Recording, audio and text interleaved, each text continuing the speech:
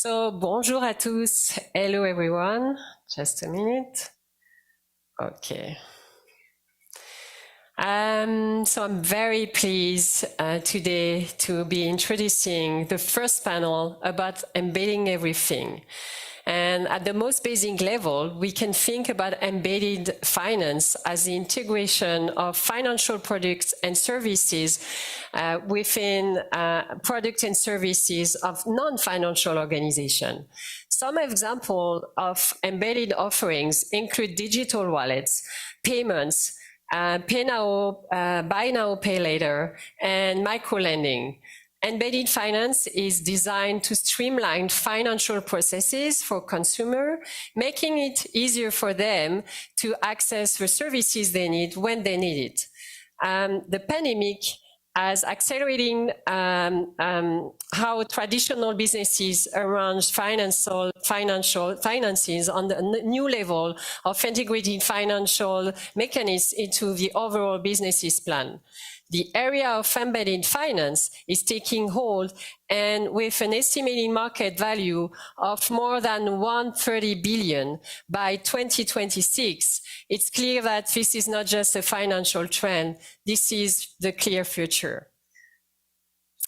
It's an opportunity to create wins all around for customers, for merchants, for fintechs, for banks.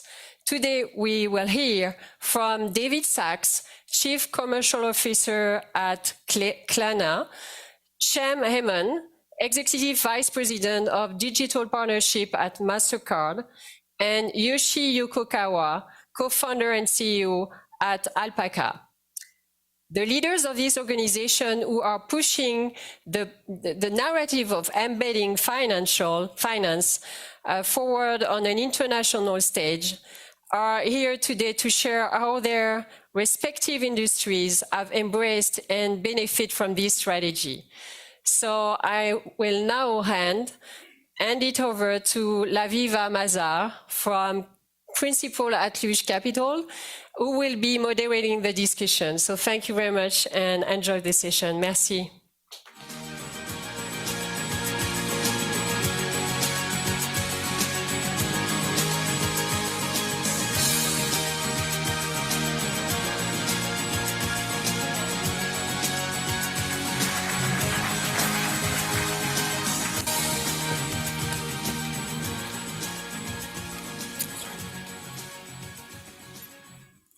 All right, everyone, thank you so much for being here early in the morning.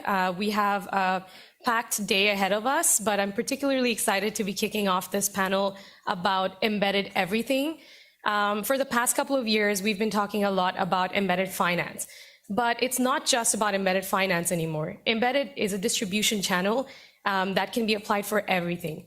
And with that being said, I'd love to kick off the panel. We're gonna have 10-minute Q&A at the end. So if you have any questions, feel free to hold on to them and we'll get to you at the end of the panel.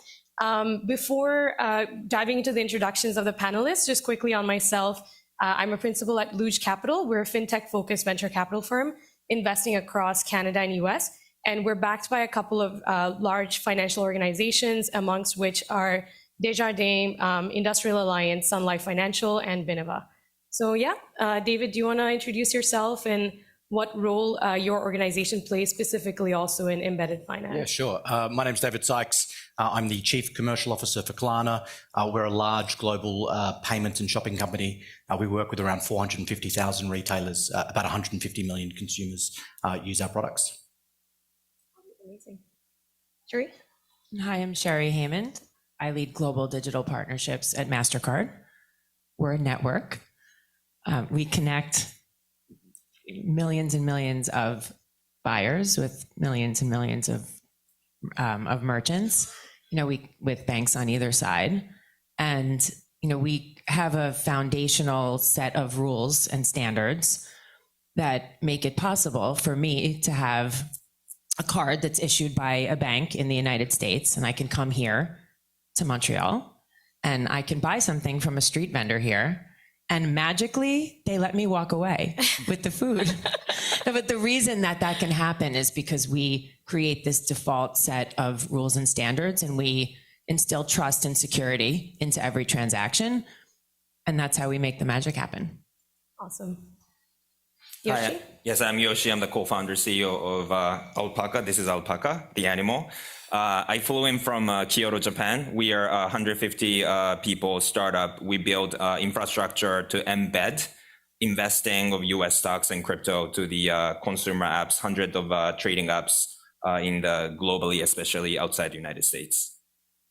And little side note, I love alpacas. They're like my favorite animal. Great. It's really funny. You have to understand the difference between llama and the alpaca. Yes, so I agree.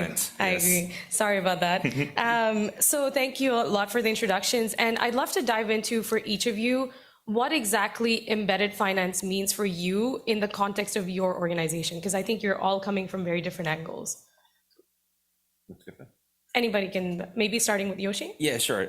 So for us, like, we are really literally embedded finance world. We are the embedder of the US stock investing in crypto. We are, FINRA, US registered broker dealer, and also registered broker dealer in Japan and Bahamas as well. So we basically offer execution, clearing, custody services, the background infrastructure to the apps who want to build the next the world simple in each of their countries. So that's really as a really part of the embedding. And their thesis is really that a lot of consumer facing applications will be having more verticals of the financial services product to become more super apps, right? Yesterday David of the RBC was talking about going from the really infrastructure to the discovery, which is to pace with the now. Interest rate is really high, customer acquisition becomes expensive. So it's really everyone's interest to increase the lifetime value of the customers, and adding different verticals to the product really helps the service providers to achieve that goal. So we've been really trying to help that trend and phenomena that companies are adding more verticals of products, cross-selling different types of financial services, and that's what I see as really embedded finance in what we do at Alpaca. Makes sense. So for Mastercard, consumers and businesses now, especially post-pandemic, they just expect everything kind of very simple, very seamless. There's been a tremendous, very momentous shift to digital that we see sticking around. People really expect that super seamless, easy, experience where they don't have to leave the environment that they're in. And so what we do is create capabilities to enable our partners to embed finance and embed these, not only finance, commerce, and beyond. We also embed identity, we embed security into kind of native environments. Some examples in the digital space, obviously seamless e-commerce, people want to be able to check out without leaving the screen. An example that I love is, on the business side, Uber drivers, right? Like Mastercard powers cash out that, right at the minute after they finish driving, a ride, they can cash out and get their wages right then and there. It's fast, it's easy, it's simple, and it's what everyone has come to expect. So for us, embedded finance is powering these super simple, easy experiences that let people kind of transact in the moment, without leaving the environment, without leaving that merchant site, or without leaving anything. Yeah. And look, for Klarna, there's really sort of three core parts to our business. There's a banking component, there's a payments component, and there's a shopping component. When we think about embedded finance, it's really in that payments component.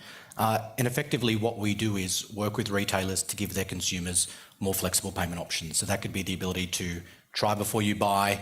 It could be a financing solution for a larger purchase. It could be an interest-free, 3-payment payment plan, or it could even be the simplicity of one-click checkout. And what we find is that when we offer consumers those different options, we see average order values increase, we see conversion increase, we see lifetime value of a customer increase. So that's the embedded financing component of Klarna. I think where we almost get more excited is all of the other related parts of the shopping journey. So discovery, post-purchase, all of those sorts of things. And, that's where I think we try to add another level of value over just being a payments company. Yeah, and we'll dive into that in a little bit as well. I'm very curious about Klarna's strategy there. But maybe I'll kick off with Yoshi diving into the panel a little bit.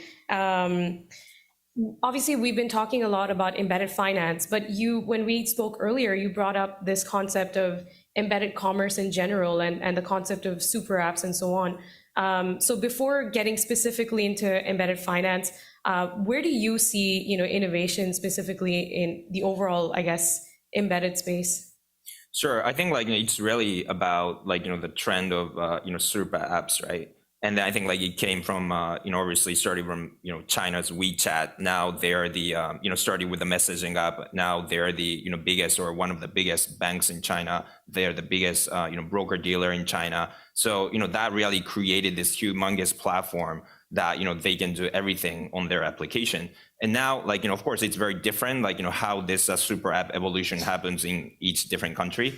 Revolut in Europe, they're trying to be that one. Cash App in the US is trying to be that one. For example, the Korea, they have a Toss, Kakao, they're trying to be that one. But each country has a different regulatory problems that they need to solve. And the evolution of that, becoming super app is, all different. But I think what I believe is that including, commerce, buying something, or even putting the payments into it, being able to purchase securities and crypto assets as well, they will be all one of that. And it's impossible for that one company to own every stack. So this separation between the basically consumer facing layer and the infrastructure layer will even become more different roles and different players that actually accelerate this evolution to become super apps to make the whole experience efficient. So that's how I think that the trend will continue in next 5-10 years. So you start with the consumer relationship and then you aggregate other providers in the back end to provide that full experience and basically embed anything at that point, just like WeChat did. Yeah, exactly. And I think what I see is that it traditionally everything was vertically integrated in a way. Yeah. And that really slowed down the innovation to make, okay, what is the best experience to the end consumers, which I'm sure that David understands. And, each different country has a different experience that end consumers want. And in order to adapt that very easily and quickly, you really need to focus on the layers too.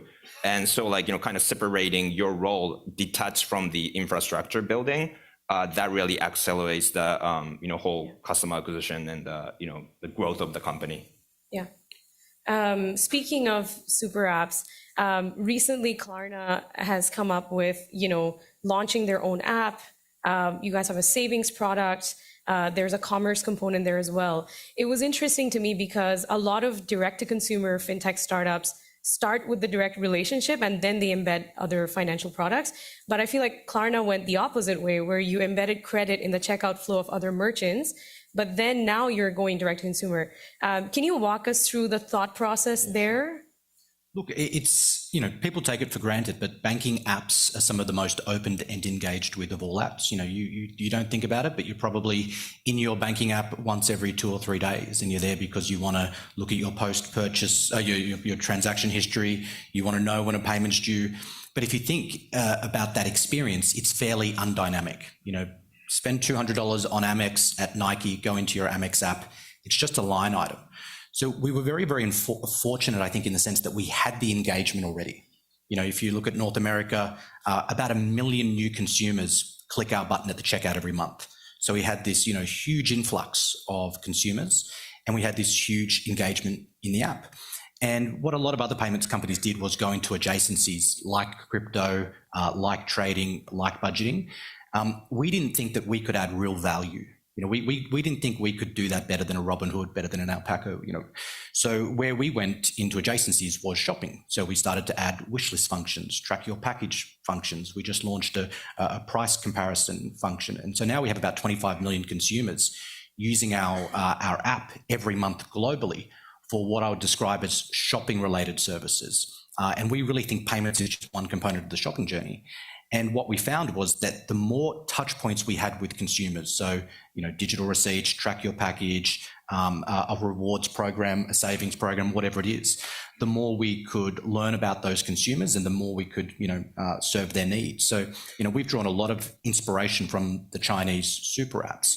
And one of the things that I reflect on a lot is 5 years ago, you would go to these apps and 80% of shopping was search related. So you would go into the app and you would type in Nike and you would buy your product. Today, about 80% of it is recommendation driven. So you go into the app and the app recommends a product to you. 80% of transactions are happening based on recommendations.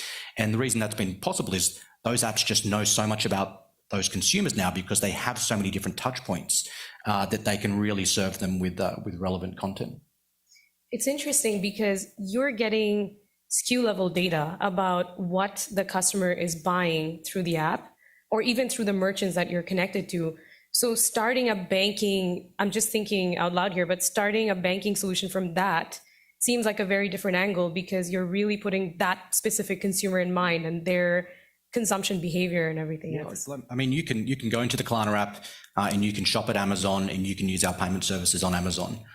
We don't have a relationship with Amazon, but every time you make a transaction in the Klarna app, we know whether it was a blue shirt or a red shirt, medium or large. We know the search terms you entered. We know if you responded to a deal or a discount, and we actually know if you made a transaction. Like think about TikTok, Facebook. These are tremendous platforms, but they don't see end-to-end attribution. They know if you click the link, they don't know if you end up making a transaction. So we really thought it was powerful to, have the full journey from discovery or a purchase intent all the way through to making a transaction. And, that's really been a key point of success for us. Fascinating. Sherri, I guess coming back to you, obviously Mastercard has been announcing a lot of embedded partnerships lately. And from your perspective, when you work through these embedded partnerships, how do you keep the end customer in mind in terms of the experience? So I'll start actually with keying off of something David said, just about, how, one of the things that Klarna does really well is understanding the consumer, and being able to see that end to end. So like what we often try to do is, put together capabilities to help, not that we don't love Klarna, we totally do, but we also want to be able to democratize some of what Klarna can do and make it available to other of our partners who don't necessarily kind of, have that kind of both, sides of the network exposure, or they're not embedded in each side of the network. So for example, we bought a company called Dynamic Yield. Dynamic Yield, they do hyper personalization. We power, a lot of e-commerce websites that give personalized recommendations. So if you go to, for example, Urban Outfitters, a popular clothing site that I think is available here too, you can, when you go there, it's Mastercard technology, this dynamic yield technology, that because we know about you in an aggregated and kind of privacy friendly way, we're able to serve up, something. It's a different experience when we do recognize you, but we make sure that even when it's an unrecognized experience, that you're not served up the same thing twice. And then, as we get to know you more, like we're able to like make those recommendations super personalized. So we're not the ones that we're not a website, right? We're not a e-commerce retailer, but we buy, build, develop, improve upon, partner to get technology that then helps our network of partners create these amazing, personalized dynamic experiences. On like a different angle, like how does Mastercard, make sure that we're like serving the end consumer the right way? Like at the core of it, we want to make sure nobody wakes up in the morning and says, I really want to pay for something. Instead, you want to take a taxi, you want to go to a movie, you want to eat dinner, you want to buy a blazer, whatever you want to do. And it's a means to an end. Our job is no one remembers when it goes really well. People only remember when it goes badly. And they complain really loudly when it gets badly. So our number one thing that we try to do is make sure that our stuff always works, because we're a B2B2C company. Like we of course create a brand halo for all of our partners. We have a great marketing campaign that I'm sure all of you have heard of, Priceless. It turned 25. It had its 25th birthday this past week, actually. And that's all great. But like at the end of the day, our job is to make it super seamless so that our partners can create amazing experiences. Of course, we have specifications, we have requirements, we have testing. We do a lot of things to make sure that the end experience is amazing. But we're focused on empowering our partners to be able to create, magical experiences. And we take a really consultative, very deep partnership approach. I think it's one of the major differentiators between us and our network brethren. We really spend a lot of time understanding our partners, understanding the capabilities they want, influencing the product roadmap at Mastercard to make sure that we're always delivering the kinds of things that our partners are asking for so that they can continue to create these delightful experiences for consumers and businesses. It's almost like the payment experience has to become as invisible as possible. That's exactly right. Yeah. It has to be completely embedded so that nobody completely, like I feel like we're the original, we call ourselves the original FinTech. I mean, I don't talk about it like that a lot, but other people do at Mastercard. But like we really are the sort of original embedded commerce experience because like we're really that technology on the back end. I mean, we also power, repayments for Klarna, for example. We make sure that it's all happening in the back end so that our partners can shine. Yeah, that's awesome. I guess going back to Yoshi, and I think this is kind of like the last question I have on the consumer experience side. In my mind, Alpaca is truly an embedded kind of API-driven platform, and you're going to your business customers who are then distributing the solution to their consumers. How do you think about, conversion of that end customer and, the customer acquisition, the lifetime value and so on? And do you have any advice for any entrepreneurs in the room that are building this type of embedded finance platform? Well, I think like it really comes down to talking to our partners and clients as much as possible, right? We're not like as invisible in a way as like Mastercard and like having all the distribution but like it has to work, right? Like we're a little bit closer in a way to the consumers because like what we built in our APIs actually becomes the actual features of the like, for example, like in the money in India, like try to offer their like certain like reward program or like instant buying experience from their crypto wallet or something. So that we build the API for that specifically. So like it's kind of like a lot of back and forth and also understanding and talking with this really worked well to increase the conversion of the user journey in certain country A. Okay, does that work to the country B and C and D? And that's like kind of our job to make sure that we get this common denominator that works really well for many countries. I think one of the things that we really did well was kind of combining something that only us as an infrastructure can do. For example, because we custody end customers' cash and securities, which means like we are the ones who has to be responsible to be able to like move the money around in different places into the crypto, to the security, to the cash. And then because we focus a lot into the non-US, there's also components of foreign exchange. So like we basically combine that concept of foreign exchange into the buying securities and moving the money across different countries into one API, so that like our clients and partners don't have to build and think about all those different things. So like that was really came from the observation and understanding for like many types of the clients, and only we could do it because like we were the infrastructure that are responsible for like all those things that's underlying happening. And how much do you have to empower or train your business customers to then go and convert the end consumer, or is it more self-serve in that way? Yeah, so we are proud to be the most developer-friendly API in the fintech world, and like I try to emphasize that. But we have like all open API documentation, like we have all those contents and like your YouTube video that's just floating around, and we have I think like 12,000 monthly active developers on our API platform that really talk about what we built on our like Slack, Discord community, and GitHub, and like they just build their contents by themselves because that's what developers do. So when you search something, it comes up, or like, content comes up. So that's really like, how, we try to make sure that contents are everywhere so that it's try to be more self-served. But of course, there's the clients like, who are not as attuned and close to the developer community. So yes, of course, we do have a program to, continue to make sure that they all are aware of those, high conversion products as well. Gotcha. Very cool.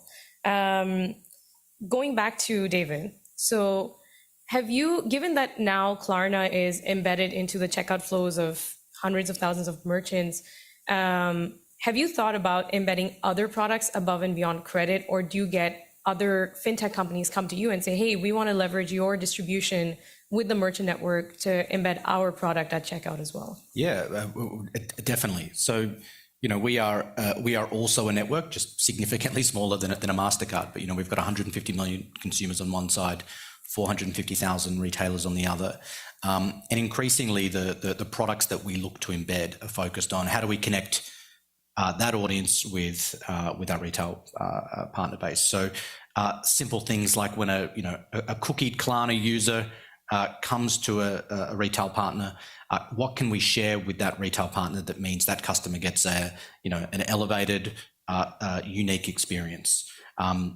There's a lot of things that we're doing at the moment. A lot of the products that we build, whether it's price match, whether it's stores within the Klarna app, retail stores within the Klarna app, brand views. So you think about a Nike, it's a direct-to-consumer brand, but you can also buy it at Foot Locker. You can also buy it at JD Sports, creating a brand view for a consumer. All of these things are about how do you connect that audience with that retail network, and that's where we spend most of our time at the moment. And we get approached all the time, whether it's to add insurance products or better returns products or whatever it is. And really, at the heart of it, it's is this going to create a better consumer experience? Because at the end of the day, the way we think about it, right, is why would someone click our button? Our core thesis is that consumers are going to have more and more choice at the checkout. And it's not just us or other installment providers, it's us or Alipay or us or Samsung Pay, Apple Pay. So we're always asking ourselves, why would someone click that button? And for us, payments is just one component of it. It's all of the other things we do around payments that creates that engagement with the consumer. Gotcha. Sherri, anything from your perspective? I saw you smiling a little bit when David mentioned insurance. Is that at all a priority for Mastercard? Actually, yeah, no, it is. I was laughing. I don't remember why exactly I was smiling, but probably something about the network. But yeah, no, actually, in insurance, yeah. So an example of how we're helping embed, that. So we care a lot about giving people access to things that they don't have access to.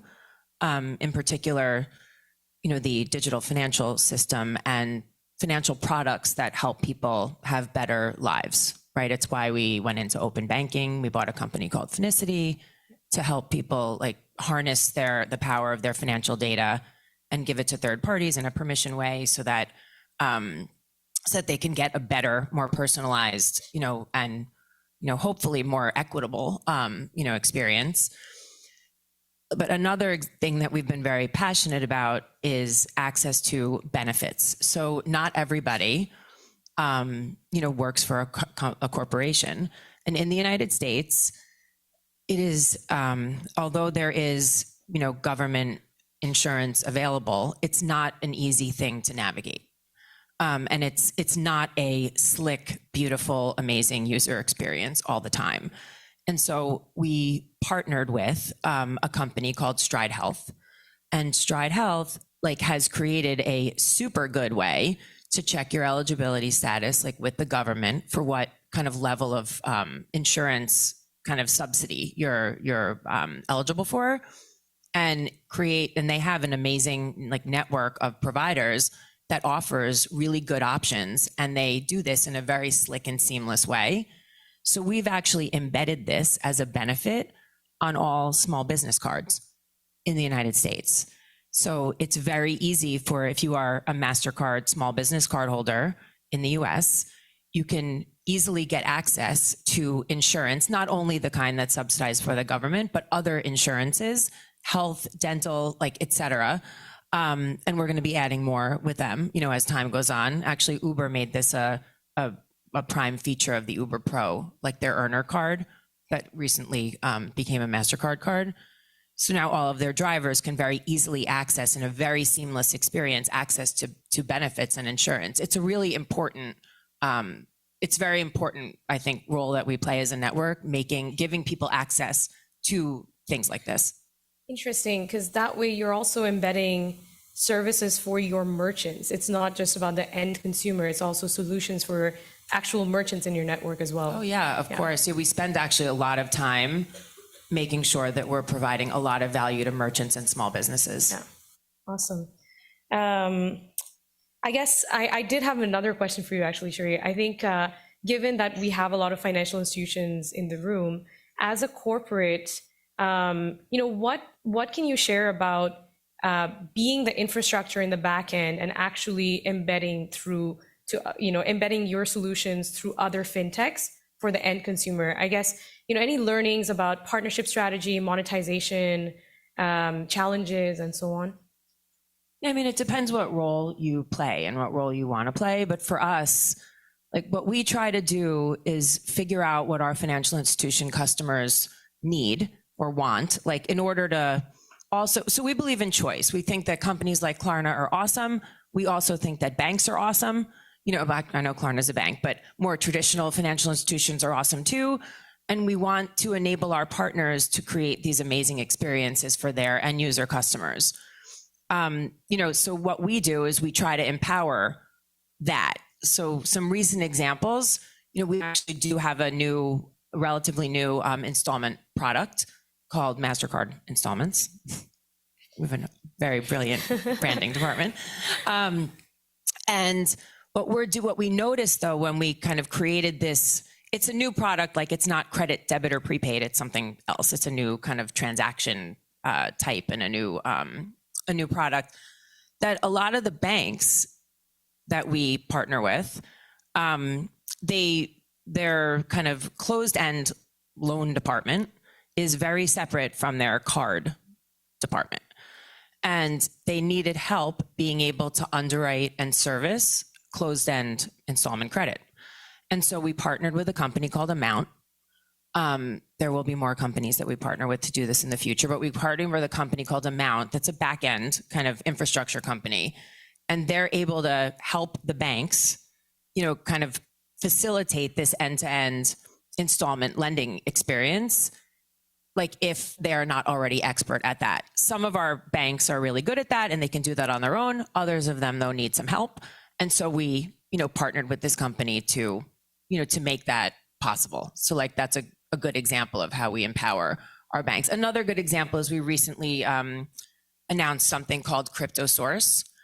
And what that is we are, building into our network with partners, the ability for our bank partners to very easily add crypto services, buy, hold, sell, and offer that to their consumers without having to worry about the regulation sort of aspects of it and the intricacies of exchange and things like that.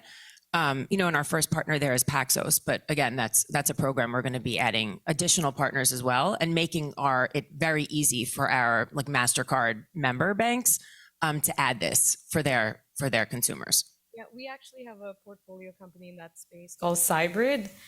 So we should talk about that after. But yeah, exactly doing that. Awesome. So we're almost at the tail end of the panel. I just wanted to ask you, in terms of, embedded commerce, embedded finance, one, where do you think the future is? And second, what's next for your particular organization? Maybe starting with Yoshi. Yeah, so I think in terms of the future, I continue to believe in the adding more verticals of the financial products or into the one application to make the best utility of the end consumer's time and experience. So I think that consolidation of the adding products into the one app, I think it's going to continue. In terms of Alpaca, we will have more double down into the international global expansion. So making sure that money movements between the countries, foreign exchange complexity are something that our clients don't have to think about. That's really our job, to make sure that it becomes as seamless as Sherri, you do at Mastercard, as an infrastructure. So that's really our goal. So that's something that we really focus on in terms of the developer experience and our client experience to implement those things. Gotcha. Maybe Sherri? So I mentioned it earlier. I'm personally really excited about open banking and consumer permission, business permission, financial information, and other kinds of information to help really help get people kind of better and more like equitable access to things like credit and personalization, and just to create a better experience. I'm also really excited about we haven't touched on this at all, but there's a lot going on in B2B and commercial. Yeah. I see a ton of innovation in that space, and there's a lot of opportunity for improvement. I'm a small business owner. My husband owns a small business, and there's just a lot of runway there. So I'm excited about that. Yeah, we're excited about that too. David? Interesting. On the embedded finance space, I think you're going to see a lot of players who have a strong core offering, try to build out a whole heap of adjacent services. So payments companies going into fraud or into open banking, whatever it might be. I actually think what will be more successful is those companies that are dedicated and really focused on those areas. So I actually think while you are going to see a lot of companies try to be all things to all people, I still think you're going to see companies who are extremely focused on their problem space be very successful. And with technology, make it easier and easier to just pick the service provider that you want for whatever problem. And then for Klarna, our big focus at the moment is personalization. And how do we offer a fantastic experience to a consumer? And we always joke internally that if you go to your local coffee place and they know your name, they know your favorite order, and they say, hey, look, why don't you also get a croissant? That's a good experience. If you go to that's a good personalized experience. If you go to your local coffee store and they know your name, your favorite order, they upsell you a croissant, and then they go, we've been reading your emails. We also noticed you're getting a divorce. Can I recommend a divorce lawyer? That's a bad experience. And so when we think about personalization, it's really how do you sort of navigate that? Like it's a good experience for a consumer without going too far. And so we spend a lot of time on that at the moment. Makes sense. Awesome. So I'll open it up to the audience if you have any questions. We just have about 5 minutes. Yeah, I think there's a mic going around somewhere. Oh, there you go.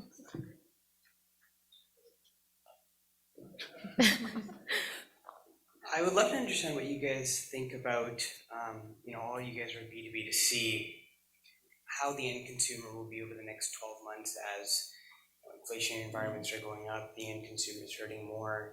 On the Klarna side, trading volumes or transaction volumes are down, trading volumes are down. On Mastercard side, transaction dollars might also be going towards more essentials. How do you guys see the world over the next 12 months? So we actually still see a healthy consumer. It's a very strange time, right now, because so many people there is still extra savings. And, you can use a Mastercard to buy anything. And people we have not seen a slowdown. If anything, in some, parts of our business, we've actually seen a tremendous uptick, especially in travel. For example, there's a lot of pent-up demand still from the pandemic. So, who knows what's to come? We're obviously watching all of that really closely, but we still see a healthy consumer. Well, I am pretty pessimistic, honestly. I started my career at Lehman Brothers in 2008. I was a securitization specialist. I did the CDOs, asset-backed security. That's my specialty, by the way. Wow, okay. But I think there's always a time lag coming from capital markets to the actual business forecast update, which is happening right now, in the, big companies in probably this quarter, Q4, Q1, I'll see probably public companies doing the same thing as the Stripe and all those tech companies have been doing last couple quarters. And I think the consumers get impacted finally after that. So I think there's a time lag of 6 months. and the consumer sentiment, like, become, I think, like, comes at the very end of this whole cycle. So that's what I think. I think you're also in a space of, last year public markets had so much activity, even crypto, and I think that has kind of slowed down a little bit as well. So maybe you're seeing even that, and that's giving you that insight as well, right? The more pessimistic point of view. Yeah, definitely. Like, I think that just money is more expensive. So like, the people are being careful about spending money at the company level, and that, company level, you are monitored and audited by the board members, but consumers level, you're not. I guess I'm only audited by my wife. So like, it's kind of, the pressure is a little bit lower. So I guess it comes a little bit slower, I guess. Gotcha. Any other questions? We maybe have time for one more.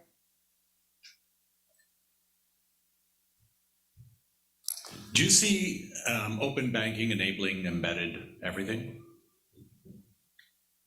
Happy to go. Klarna is actually, a lot of people don't know this, one of the biggest, I think actually the biggest open banking platform in the world, bigger than Plaid. In Europe, we have more, I think 15,000 banks connected to Klarna. I think open banking is the future, but I think it's increasingly hard to really differentiate.